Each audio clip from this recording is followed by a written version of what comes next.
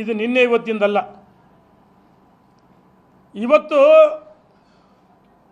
ಈ ಸರ್ಕಾರ ಪಾಕಿಸ್ತಾನ್ ಜಿಂದಾಬಾದ್ ಅಂದರ್ನ ಪೊಲೀಸ್ ಠಾಣೆ ಮೇಲೆ ಪೊಲೀಸ್ ಠಾಣೆ ಮೇಲೆ ಕಲ್ತುರಾಟ ಮಾಡಿದಾರನ್ನ ಮಾರ್ಕಾಸ್ತ ಎಸೆದವ್ರನಿಗೆ ಕೇಸ್ಗಳನ್ನು ಖುಲಾಸೆ ಮಾಡೋಕ್ಕೆ ಹೊರಟಿದ್ರಿ. ಡಿ ಜೆ ಹಳ್ಳಿ ಕೆ ಜಿ ಹಳ್ಳಿ ಘಟನೆ ಇನ್ನು ನಮ್ಮ ಕಣ್ಮುಂದಿದೆ. ಅಲ್ಲಿ ನಿಮ್ಮ ಜಮೀರ್ ಅಹಮದ್ ಏನು ಮಾಡಿದರು? ದೇಶದ್ರೋಹದ ಕೆಲಸಗಳು ಮಾಡಲಿಲ್ವಾ? ವಿಧಾನಸೌಧದಲ್ಲಿ ಪಾಕಿಸ್ತಾನ್ ಜಿಂದಾಬಾದ್ ಅಂತ ಹೇಳಿದರು. ಅವ್ರನ್ನ ಬಂಧಿಸಿದ್ರಾ? ಲಾಠಿ ಚಾರ್ಜ್ ಮಾಡಿದ್ರಾ? ನಾಚಿಕೆ ಆಗ್ಬೇಕಲ್ಲ ನಿಮಗೆ. ಸನ್ಮಾನ್ಯ ಸಿದ್ದರಾಮಯ್ಯನವರು ಒಬ್ಬ ಹಿಂದೂ ವರ್ಗದ ನಾಯಕರು, ಶೋಷಿತ ಸಮಾಜಗಳಿಗೆ ನ್ಯಾಯ ಕೊಡ್ತೀನಿ, ನಿಮ್ಮ ಬಗ್ಗೆ ಭಾಳ ಗೌರವ ಇತ್ತು ಸಿದ್ದರಾಮಯ್ಯನವರೇ. 2013ರಿಂದ 2018ರವರೆಗೆ ನೀವು ಮುಖ್ಯಮಂತ್ರಿ ಆಗಿದ್ರಲ್ಲ, ಆ ಸಿದ್ದರಾಮಯ್ಯನವರು ಇವತ್ತಲ್ಲ, ಪೂರ್ತಿ ಅವರು ಬದಲಾಗಿದ್ದಾರೆ. ಸಿದ್ದರಾಮಯ್ಯನವರೇ, ನೀವು ಕಾನೂನು ತಜ್ಞರು, ನಿಮಗೆ ಹೇಳ್ಕೊಡ್ಬೇಕಾ ಯಾವ ರೀತಿ ಮೀಸಲಾತಿ ಕೊಡ್ಬೋದು? ನಿಮಗೆ ನಿಮ್ಮ ಪೆನ್ನು ಕೆಲಸ ಮಾಡ್ತೀವಿ ಸಿದ್ದರಾಮಯ್ಯನವರೇ. ನಿನ್ನೆ ದಿವಸ ಮತ್ತೊಂದು ಹೇಳಿಕೆಯನ್ನು ಕೊಟ್ಟಿದ್ದೀರಿ, ಕಲ್ತುರಾಟ ಮಾಡಿ ಸುಮ್ಮನಿರ್ಬೇಕಾಗತ್ತಾ? ಕಾನೂನು ಸ್ವಾಮೀಜಿಗಳಿಗೆ ಒಂದೇ, ನನಗೆ ಒಂದೇ. ನಿಜ ನಾವು ಹೇಳ್ತಿದ್ದೀವಿ ಸಿದ್ದರಾಮಯ್ಯನವರೇ, ಕಾವಿ ಬಟ್ಟೆ ಕಂಡ್ರಿ ನಿಮ್ಗೆ ಯಾಕೆ ಸಿಟ್ಟು? ಅದೇ ಆ ಟಿಪ್ಪು ವಂಶಸ್ಥರು, ಟಿಪ್ಪು ಕಟ್ಗೇಡ್ರೆ ಅವರನ್ನು ಪ್ರೀತಿ ಮಾಡ್ತೀರಿ. ಜಮೀರ್ ಅಹಮದ್ ಅಂತ ಒಬ್ಬ ಮತಾಂಧನ ಪ್ರೀತಿ ಮಾಡ್ತೀರಿ.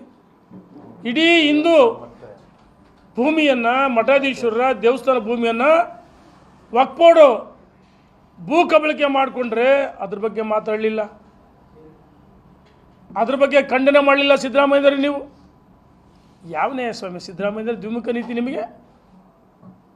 7 ಹಂತದ ಹೋರಾಟಗಳು ಬೆಂಗಳೂರಿನಲ್ಲಿ, ಶ್ರೀಗಳು, ಸಮಾಜದ ಮುಖಂಡರು, ವಕೀಲರುಗಳು ನೀವು ಕೊಟ್ಟಿರೋ ಸಮಯಕ್ಕೆ ಬಂದು ಬೆಂಗಳೂರಲ್ಲಿ ಚರ್ಚೆ ಮಾಡಿದಾಗ ನೀವು ಸ್ವಾಮೀಜಿಗಳಿಗೆ ಅಪಮಾನ ಮಾಡಿದಿರಿ.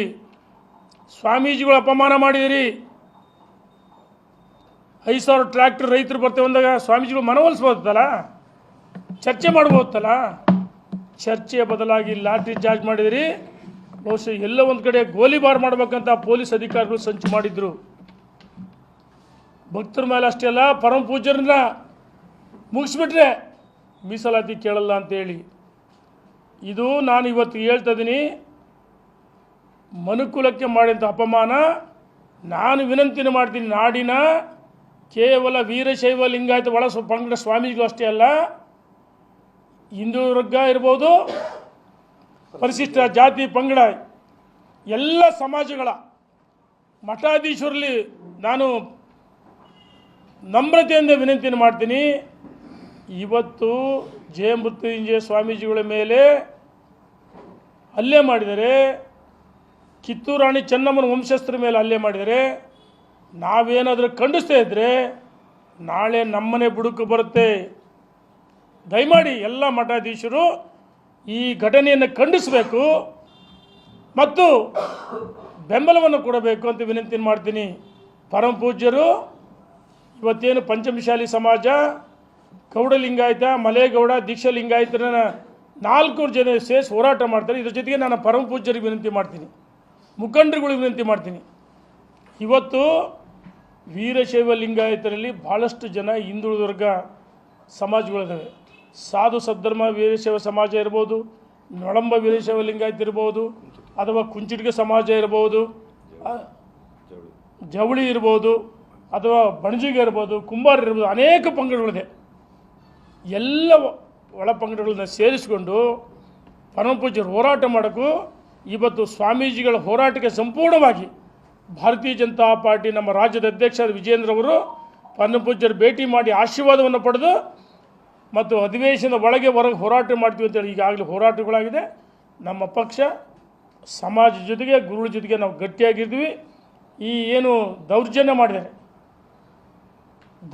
ಮಾಡಿದರೆ ಅದನ್ನು ತೀವ್ರವಾಗಿ ನಾವು ಖಂಡಿಸ್ತಾ ಇದ್ದೀವಿ. ನಾಡಿನ ಎಲ್ಲ ಮಠಾಧೀಶರು